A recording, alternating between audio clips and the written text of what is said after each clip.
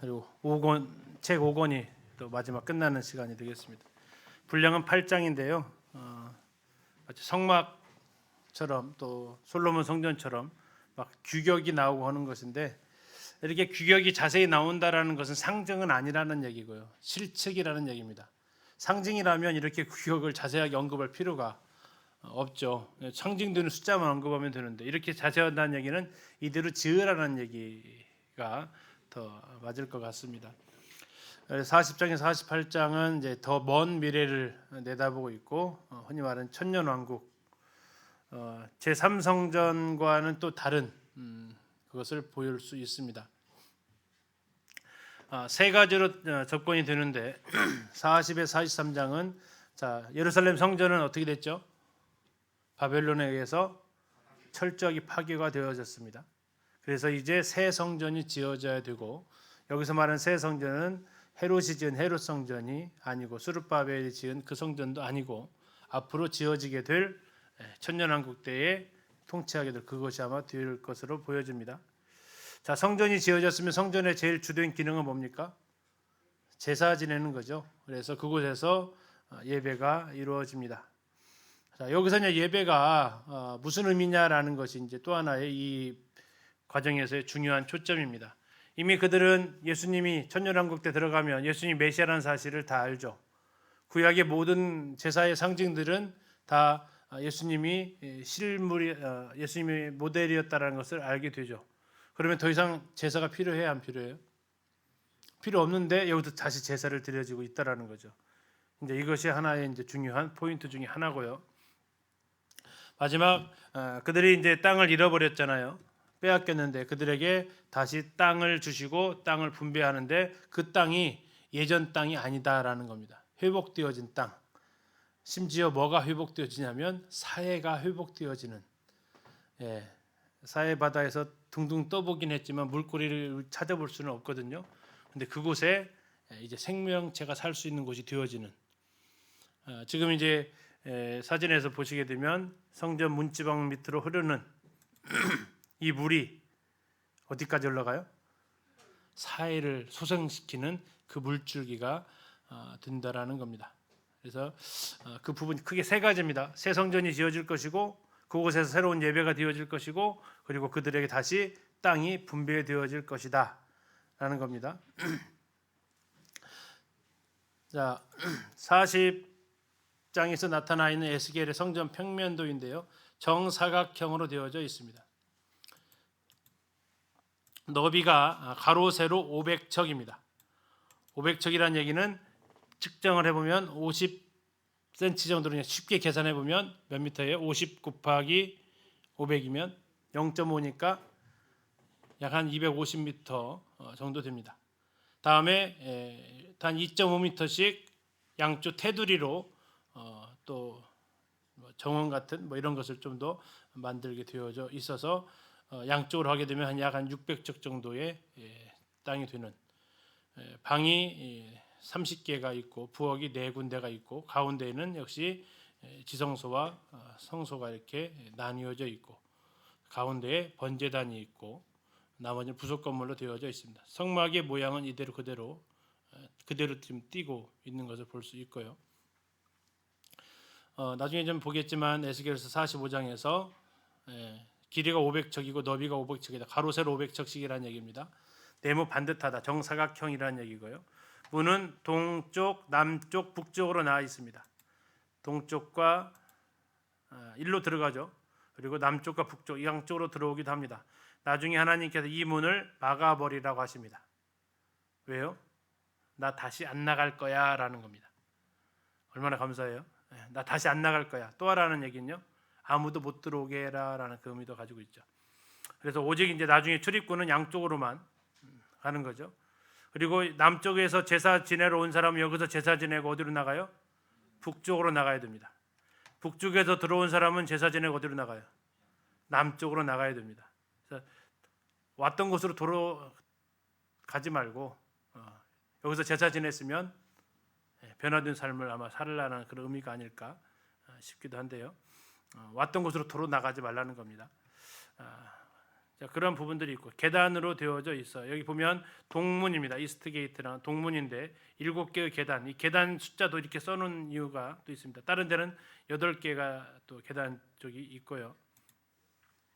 벽면도 정사각형입니다. 그래서 이제 그 나와 있는 것을 참고하시면 되겠습니다. 차례대로 한번 보면 지성소가 여기에 지성소가 있죠. 제일 안쪽에. 그다음에 성전 내전, 성막으로 말하면 성소가 되겠습니다. 그리고 이제 회랑이라고 하는 성전 입구가 성소로 들어가기 전에 입구가 있고요. 다음에 더 나오면 번제단이 이렇게 펼쳐져 있습니다. 번제단의 특징은 성막에 있을 때의 번제단은 계단이 있습니까 없습니까? 성막의 번제단 계단이 없고 거기는 비탈로 되어져 있었습니다. 근데 이 천년왕국 성전은 계단이 있습니다. 이게 좀 다른 부분이고요. 자, 번제단을 지나서 양쪽으로 보게 되면 제사장들 방이 이렇게 있습니다. 하나는 사독 가문 제사장들 방이 있고, 다음에 성전을 지키는 제사장들 방이 바로 번제단 양쪽 사이드에 있고요. 다음에 이제 바깥들 주로 짐승을 여기에서 이제 북쪽에서 잡게 됩니다. 북쪽에서 잡게 되고 잡을 수 있는 곳이 북쪽밖에 없죠. 여기는 동문이니까 막힌 곳이잖아요. 그리고 서쪽은 문이 아예 없고 양쪽인데 서쪽은 이 남쪽은 이게 동쪽이죠. 동쪽은 들어오는 문이고 이게 그러니까 여기서 재물 잡을 수는 없고 그리고 막아놓고요. 다음에 서쪽은 막혀 있고 남쪽 북쪽인데 주로 북쪽에서 동물을 잡게 됩니다. 부엌이 4군데 이렇게 있고 다음에 방이 30개가 있습니다. 바닥을 얇게 끈 다리석, 쉽게 말하면 대리석으로 깐 위에 집 짓듯이 박석을 깔아서 집을 30개 방이 있습니다. 다음에 왕에 들어올 수 있는 분, 이쪽 문은 이제 못 들어오게 막는데 왕이 들어올 수 있는 분, 여기서 왕은 들어올 수 있고요. 이 동문으로 나머지 일반 백성들은 이쪽으로 다니게 됩니다. 남쪽과 북쪽으로. 그리고 이제 하나님께서 들어오시는 분이 성전 동쪽으로 이렇게 되어져 있습니다. 자, 이렇게 이제 성전의 탐방 순서를 이렇게 볼 수가 있고요. 40장부터 잠깐 좀 살펴보도록 하겠습니다. 40장 1절에 보면 우리가 사로잡힌 지 25째 해가 됐다네요. 그러면 예루살렘이 이미 함락이 되어진 BC 573년이라는 얘기입니다. 에스겔은 20년째 지금 선지자 소명을 받았고요. 5째 해에 그가 소명 받았으니까. 자, 하나님께서 그를 데리고 가서 2절 보시면 이상 중에 나를 데리고 이스라엘 땅에 가십니다. 그리고 매우 높은 산으로 올라가십니다. 거기서 성읍을 보여주시는데 바로 지금 우리가 잠깐 살펴봤던 그 성읍을 볼 수 있습니다. 자, 거기에 누가 등장하냐면 3절 나를 데리시고 거기에 이르니 모양이 놋같이 빛난 사람 하나가, 자, 놋같이 빛난 사람 한 명이 등장합니다. 누굴지는 모릅니다. 하여튼 빛나는 사람 있습니다. 하나님의 그 말씀을 대언하는 분으로 보여지고요. 손에 2가지를 들고 있습니다. 하나는 뭘 들고 있어요? 삼줄을 들고 있습니다. 삼줄은 세마포줄입니다. 세마포로 짠 줄. 또 하나는 장대, 막대를 갖고 있습니다. 쉽게 얘기하면 줄자와 막대자 갖고 있다 생각하시면 됩니다. 줄자는 어떤 용도죠? 짧은 걸 재요, 긴 걸 재요? 긴 걸 재죠. 막대자는요? 짧은 걸 재는 겁니다. 그래서 길이를 재는 2가지 도구를 가지고 있다라는 겁니다. 성벽을 담을 길이를 재라 그러는데 장대 갖다 재면은 엄청 힘들겠죠. 그때는 삼줄로 재고 또 높이를 잰다거나 폭을 잴 때는 이 장대를 가지고 재게 되겠죠. 자, 하나님께서 말씀하십니다. 4절입니다. 그 사람이 내게 이르되 인자야 내가 너에게 보이는 그것을 첫 번째 뭐 하라고요? 눈으로 봐라. 두 번째요. 내가 설명해 주는 거 귀로 들어라. 세 번째요. 내 마음으로 생각하라고 하십니다. 3가지가 나왔습니다. 눈으로 봐라. 그리고 귀로 들어라. 마음으로 생각해라. 왜 이것을 할까요? 그 다음 목적이 뭡니까? 내가 이것을 너에게 보이려고 이리로 데리고 왔나니 너는 본 것을 뭐 하라고요? 이스라엘 족속에게 전할지어다. 자, 전하는 사람은 반드시 본 걸 전해야 됩니다. 들은 걸 전해야 되고. 자, 그러면서 이제 제시를 해줍니다. 여기는 2가지 규격이 나오는데 우리가 이제 측량할 것은 그림으로 지금 거기 우리 교재에 있습니다. 보통 규빗이 이렇게 있는데요. 규빗 발꿈치부터 가운데 손가락 끝까지 사람마다 다 다르다고 그랬죠. 그래서 보통 평균 한 45, 계산하기 좋을 때는 한 50 놓고 계산을 합니다.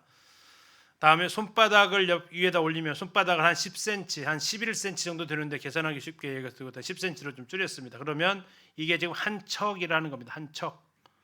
자, 그러면 어떻게 되겠어요? 이게 위에다 놓고 여기다 하나를 더 올린 거죠.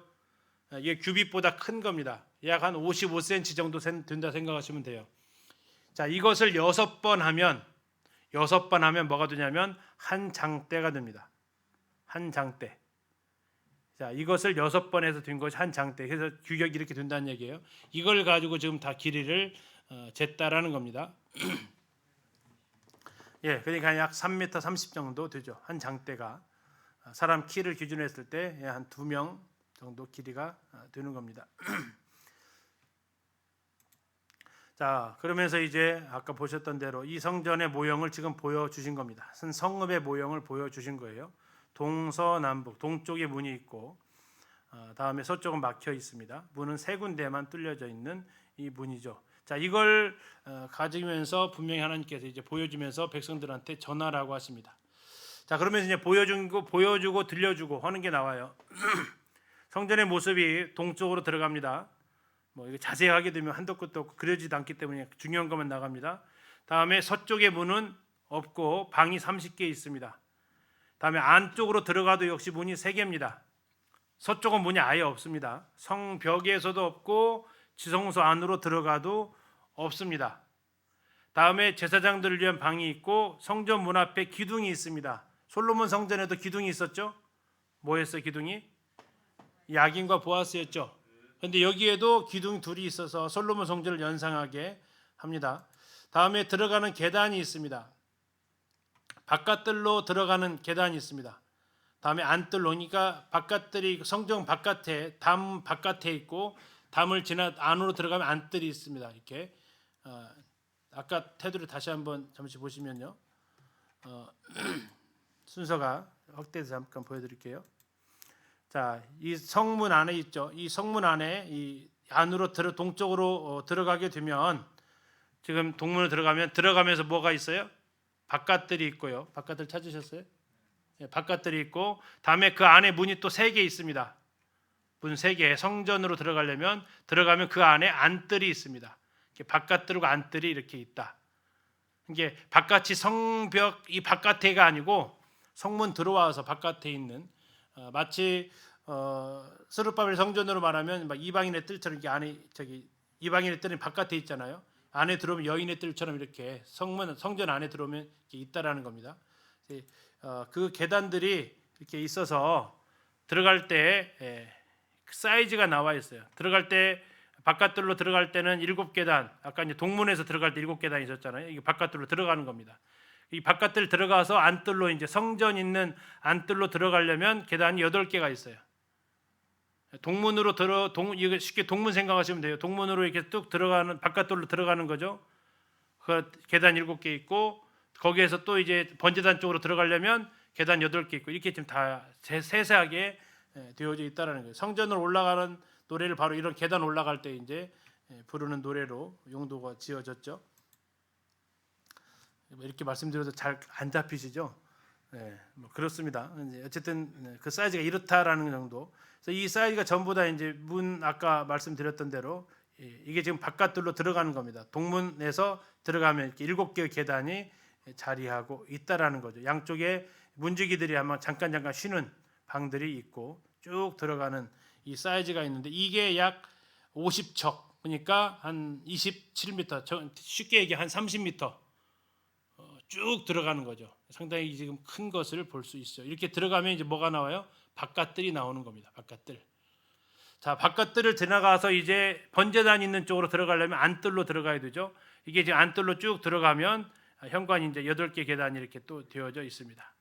자, 그래서 동문으로 들어갔다고 생각하셔서 거기 들어가는 때 7개 계단이 있고 들어가서 한 30m짜리 쭉 그 문을 지나서 들어가면 바깥들이 등장한다.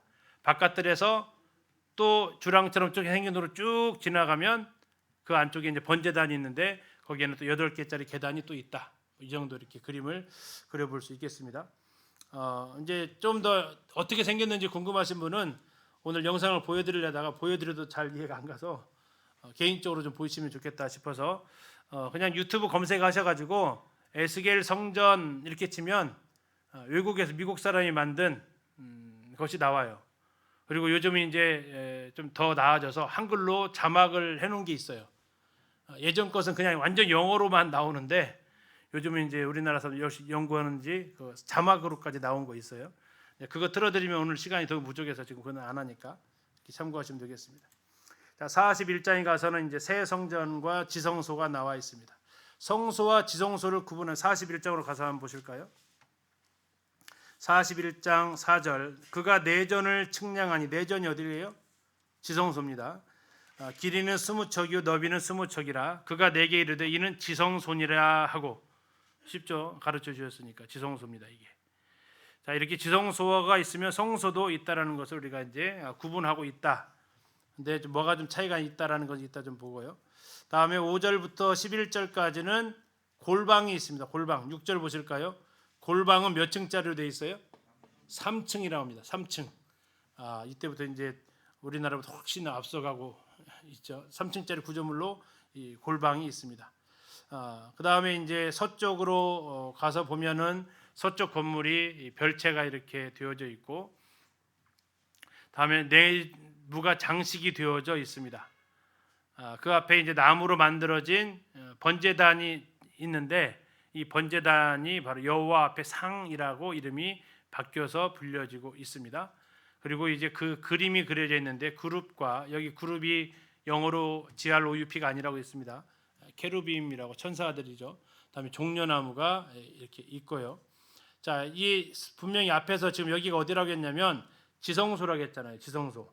자, 성막에서 지성소로 들어가려면 그 앞에 뭐가 쳐져 있어야죠?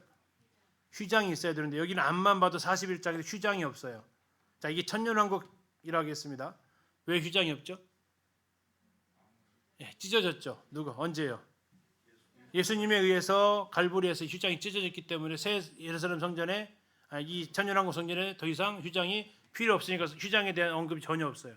또 뭐에 대한 언급이 없냐면 언약궤에 대한 언급이 없어요. 언약궤. 왜요? 하나님의 율법이 예수님의 십자가 죽음으로써 성취되었잖아요. 또 뭐가 없냐면 대제사장에 대한 언급이 없어요. 성전인데. 왜죠? 예수님 그분이 대제사장이시기 때문에.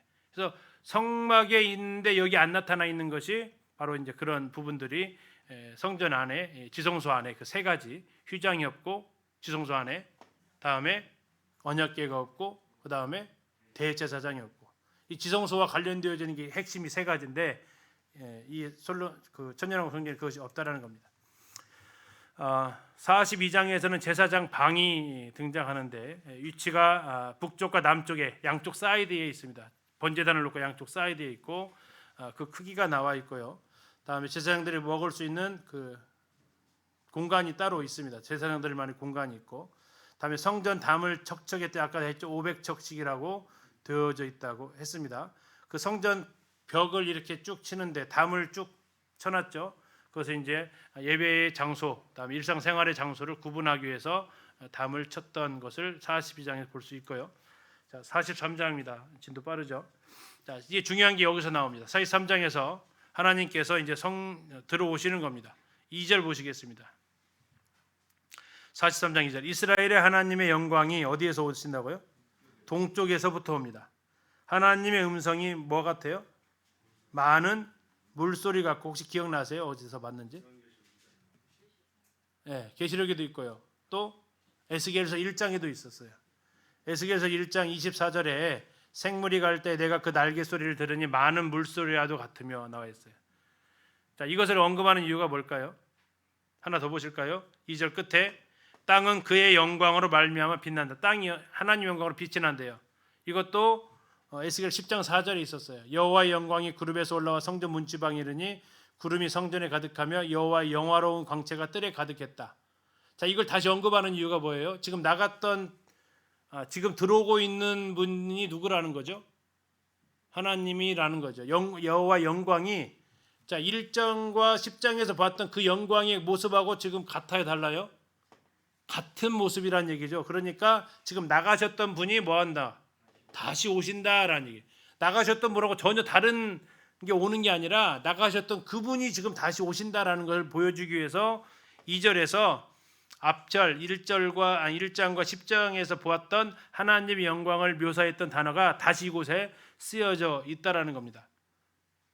혹시 저기 그 해와 달이 된 오누이 하면서 기억나세요?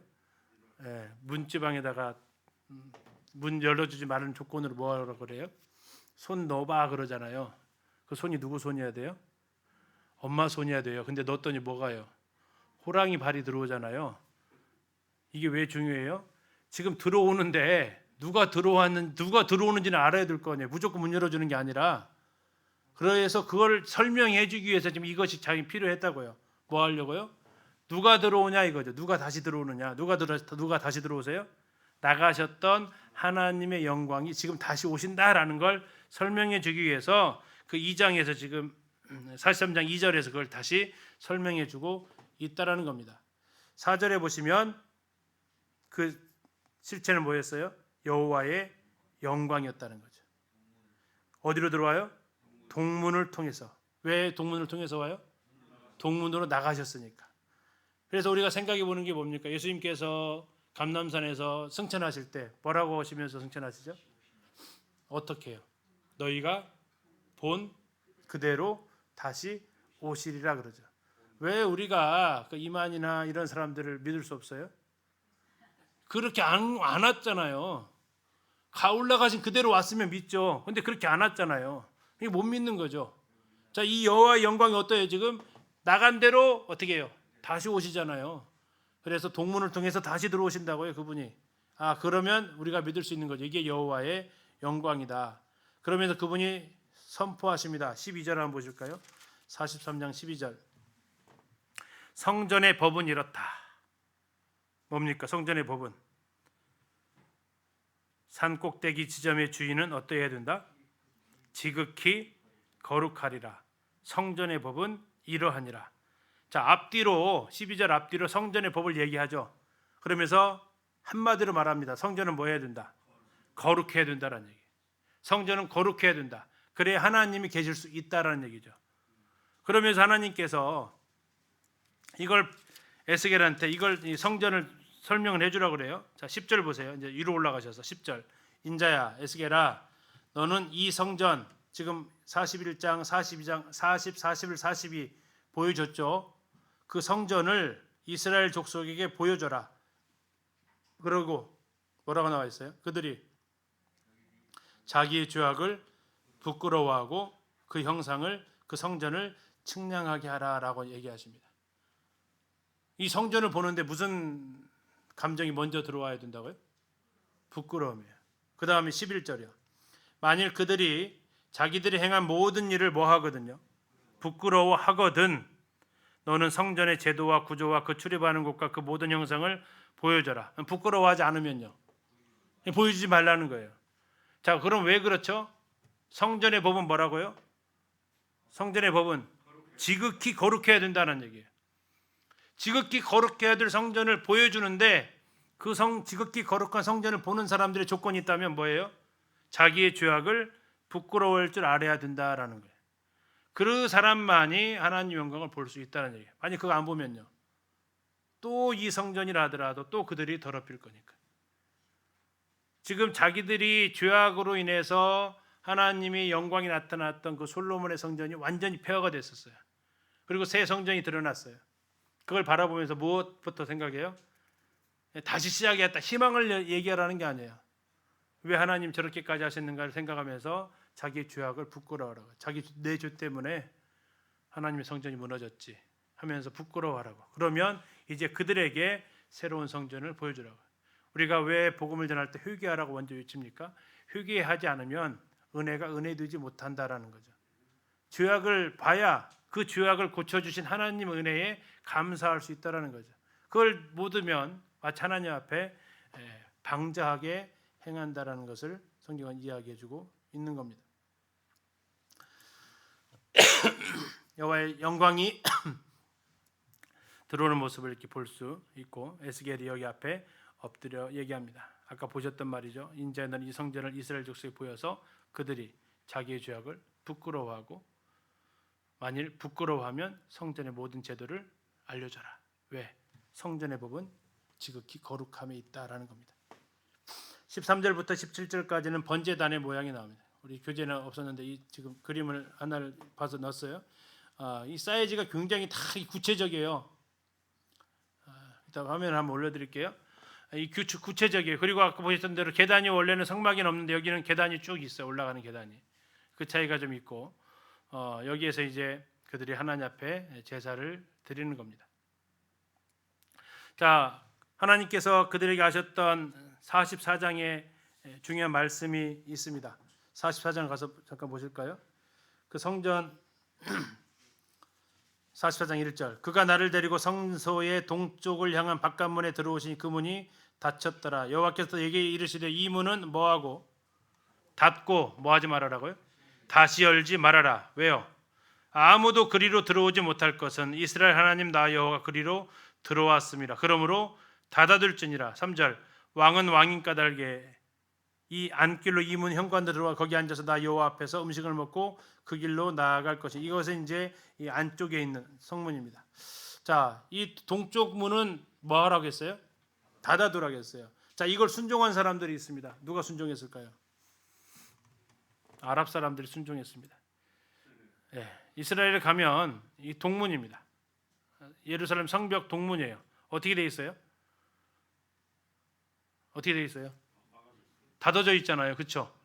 아주 잘 닫아놨어요. 이렇게 닫아놨어요. 왜 닫아놨을까요? 하나님 여기서 닫으라고 했으니까 닫았을까요? 아니에요.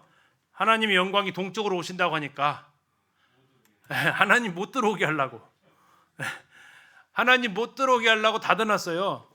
자, 메시아가 동문으로 입성한다는 말씀 때문에 아랍인들이 문을 밀폐를 해버렸어요. 그리고 메시아가 얼씬거리지 못하도록 이 앞에서 죽어서까지 지킨대요.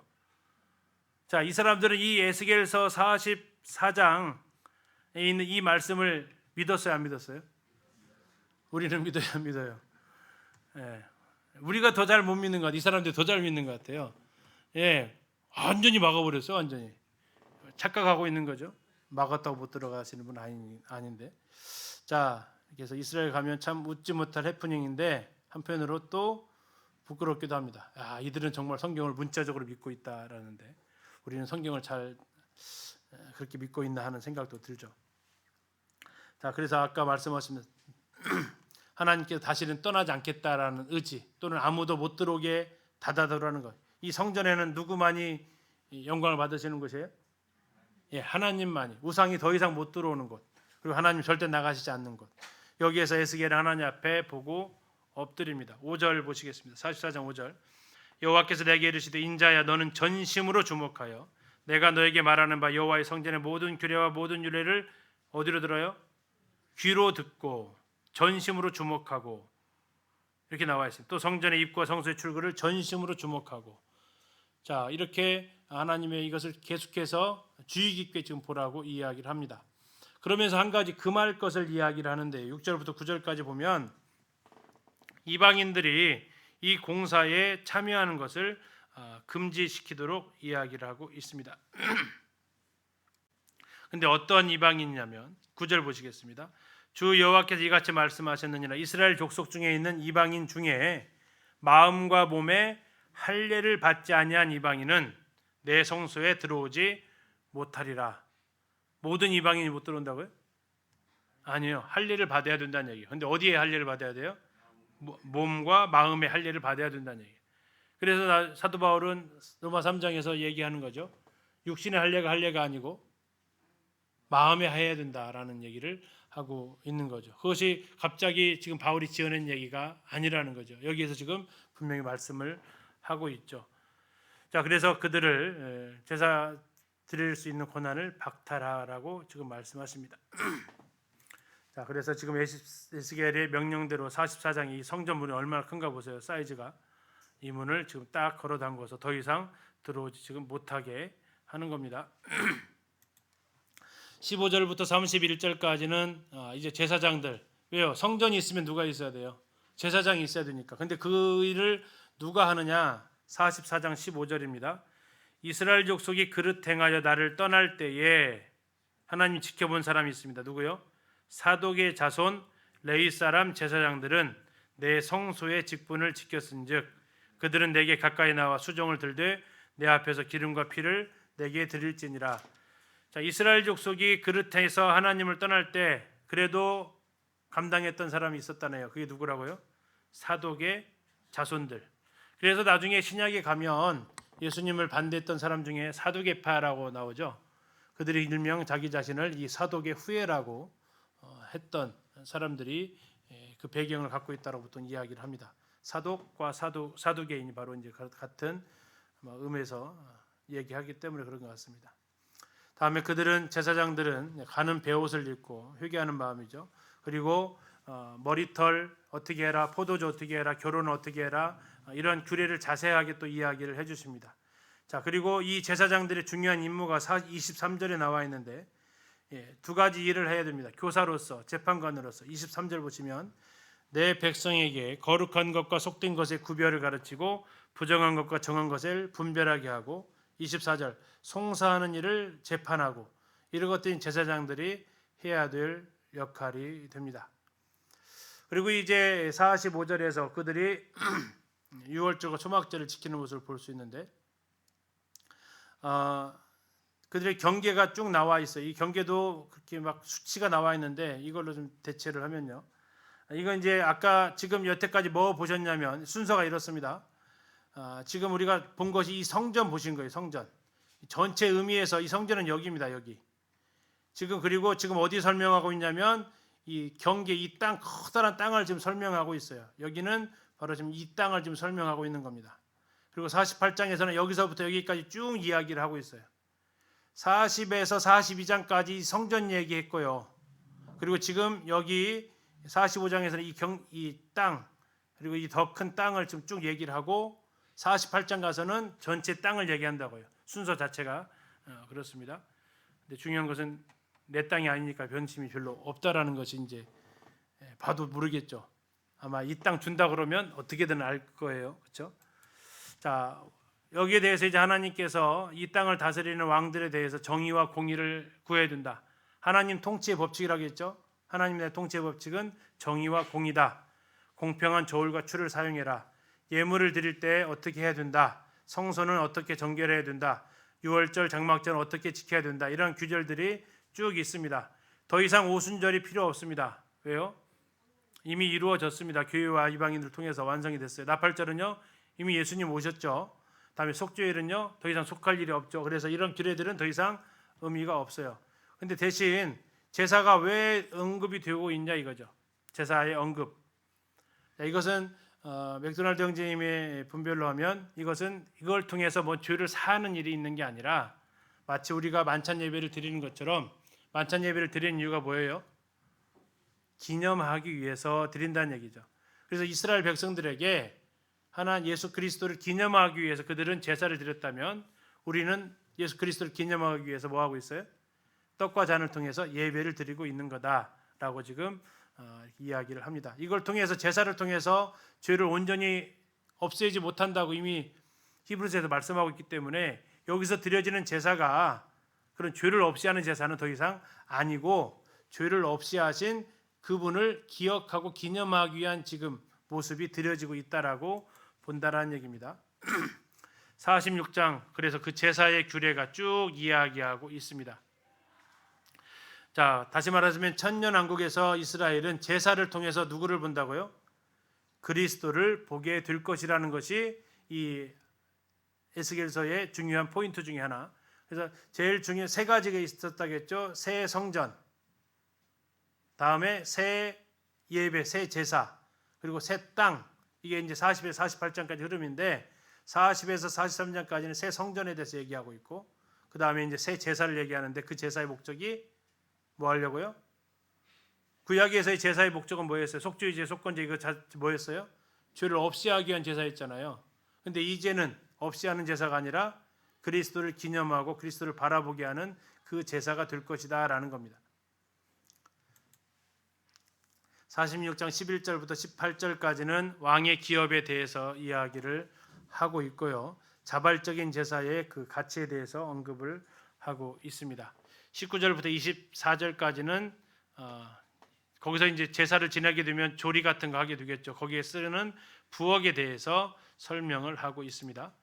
자, 이제 이렇게 하면 제사가 끝났습니다. 자, 성전이 끝났고 제사가 끝났어요. 이제 마지막 단락 뭐예요? 새 땅입니다. 새 땅. 자, 새 땅은 땅인데 땅 주기 전에 뭐부터 해야 돼요? 주기 전에 회복시켜야 돼요. 그래서 47절에서는 회복하고요. 48장에서는 그걸 측량해서 나눠주게 돼요. 47장에서는 뭐를 얘기한다고요? 이 땅의 회복. 뭘로 회복이 돼요? 성전의 문지방 밑에서 나오는 물. 그걸 가지고 이제 그 땅을 회복시키시는 겁니다. 자, 47장을 가셔서 1절입니다. 그가 나를 데리고 어디로 갔어요? 성전 문에 갔습니다. 성전의 앞면이 동쪽을 향했습니다. 그 문지방 밑에서 뭐가 나와요? 물이 나왔습니다. 어디로 흘러요? 동쪽으로 흐르다가 성전 오른쪽 제단 남쪽으로 흘러내리고 2절 그가 또 나를 데리고 북문으로 나가서 바깥길로 꺾여 동쪽을 향한 바깥문에 이르기로 본즉 물이 오른쪽에서 스며 나오게 됩니다. 자, 이제 그림으로 잠깐 보시는 게 더 낫겠죠. 자, 지금 이제 우리 교재에 있는 그겁니다. 성전 동쪽으로 이렇게 물이 쭉 흘러 나오는 겁니다. 이제 물이 쭉 흘러 나오는데 그것이 처음에는 점점점 흘러 나오다가 이제 동쪽으로 간다는 얘기입니다. 자, 우리 혹시 창세기 할 때 성경은 사해라는 단어가 안 나온다겠죠? 무슨 말로 나온다겠죠? 짜서 염해, 아라바 광야에 있어서 아라바 해, 또 하나가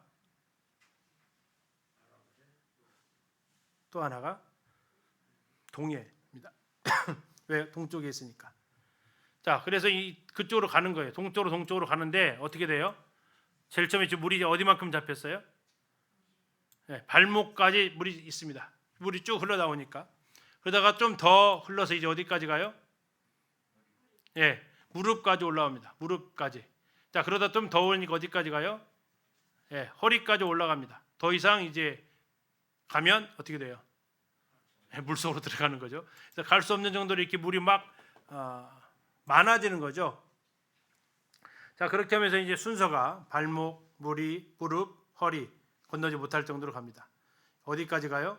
아라바까지 가는 겁니다. 아라바 바다가 어디예요? 6절에 7절에 8절에 나와 있죠. 아라바로 내려갔다.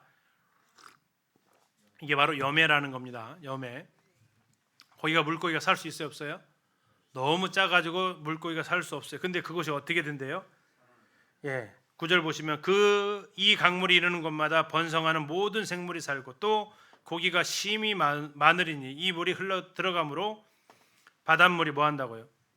되살아나겠다라고 합니다. 이 강이 이르는 각지의 모든 것이 살 것이다. 이 강에 어부가 설 것이니 엔게디에서부터 에너글라임까지 그물 치는 곳이 되겠다. 사해에 물고기가 산다. 아마 지금 이거 뉴스 나오면은 거짓말이 나올 겁니다. 예, 아마 해외 토픽이 될 거예요. 앞으로 이 날이 온다라는 겁니다.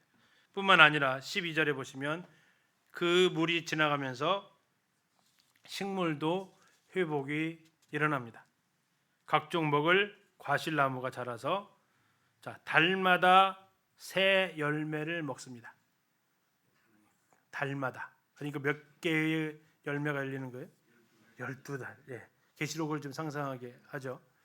11절에 이런 나오는데 그 잎사귀는 약재료가 된다라고 합니다. 자, 소송케 하는 일이 벌어진다는 얘기죠. 그래서 천국은 아닙니다.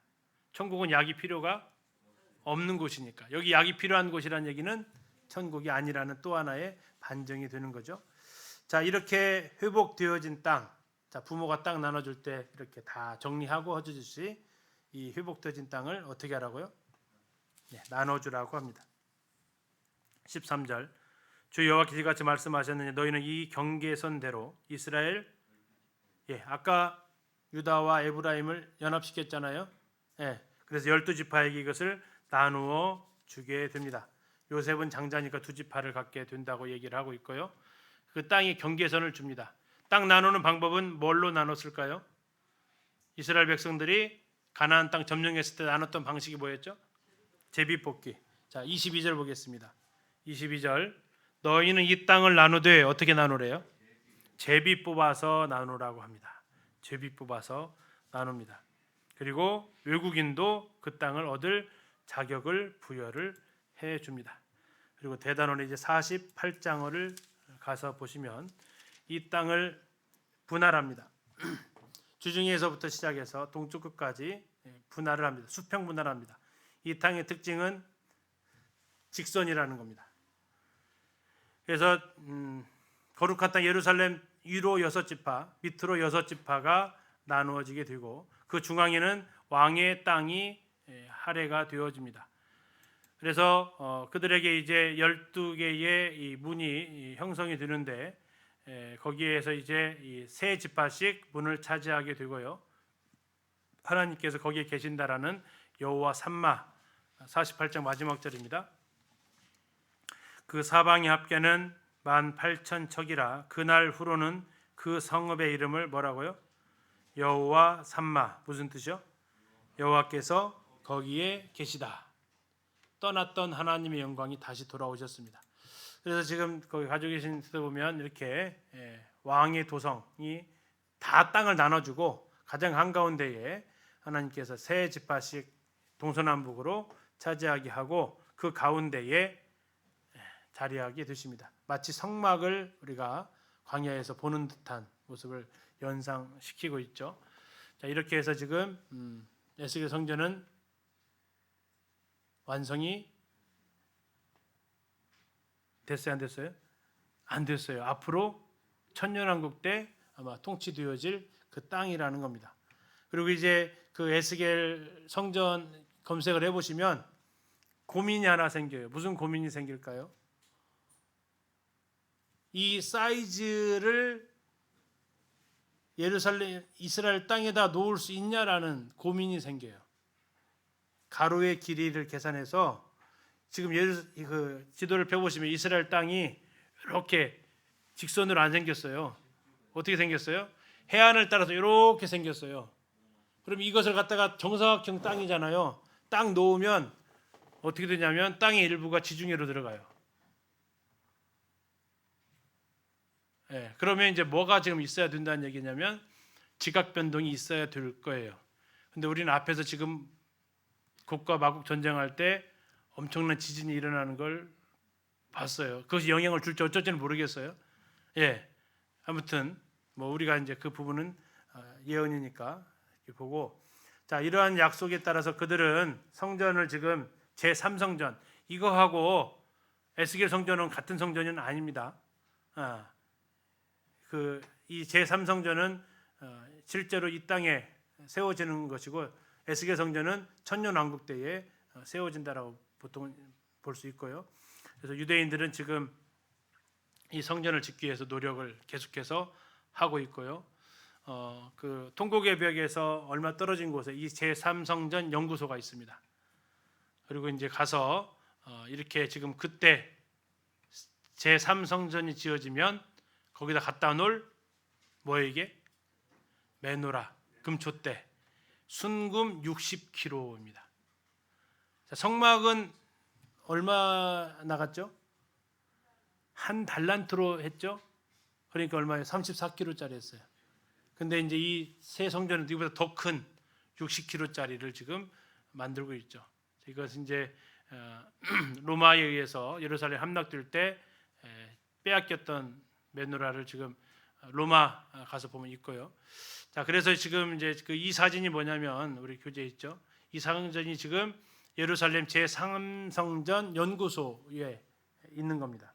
이 성전 연구소 안에 들어가면 성막의 역사부터 시작해서 쭉 하면서 앞으로 자기들이 짓게 될 제3성전, 지금 이쪽에 있는 이 옷 있죠. 이거 이대로 지금 출애굽기에 나와 있는 의복인데 이대로 지금 다 했어요. 다 복원했어요. 옆에 보시면 이게 뭐예요? 분향단입니다. 다 이렇게 다 실측을 해가지고 다 순금으로 다 제작해서 못 가져가게 못 만지게 다 유리로 방탄 유리로 다 제작을 해서 다 돼 있어요. 그들이 지금 제3성전에서 뭐만 완성되면 돼요? 성전만 자리가 완성이 되면 이게 전부 다 갖다 짓는데 문제는 조립식 건축처럼 갖다가 딱딱딱 맞추기만 해서 시간이 별로 안 걸린다라는 거예요. 지금처럼 뭐 땅 파고 이렇게 짓는 게 아니라 다 이미 다 돼 있어요. 이제 갖다가 뭐 하기만 하냐면 세우기만 하면 돼요. 그래서 중요한 것은 지금 거기에 뭐가 있냐면 이슬람의 황금 성전이 있죠. 예, 그 옆에다가 아마 지어질 가능성을 자꾸 얘기를 하고 있는 겁니다. 그래야 세계 분쟁이 안 일어나니까. 아무튼 이렇게 이스라엘 사람들은 에스겔을 생각하면서 이것을 꿈꾸고 있지만 에스겔 성전은 그보다 더 이후인 천년왕국의 모습을 바라보고 있다라고 생각할 수 있겠습니다. 자, 이렇게 해서 이제 에스겔을 끝나고 에스겔에서 70번 나온 단어가 뭐라고요? 자, 그걸 누구 입을 통해서 드러내시겠다고요? 여러 나라를 통해서. 그래서 등장하는 책이 다니엘이라는 얘기예요. 그래서 우리가 다니엘은 사자굴에 갇혀서 그 용맹을 생각 안 하는 게 아니고 그 왕들의 고백을 살펴봐야 돼요. 왕들의 고백. 그들이 뭐라고 하는가. 그리고 하나님의 약속 70일에가 어떻게 성취되는 그 과정인가. 이것을 우리가 이제 그 다음 책에서 6권에서 다음 주부터 같이 살펴보도록 하겠습니다. 형님 기도해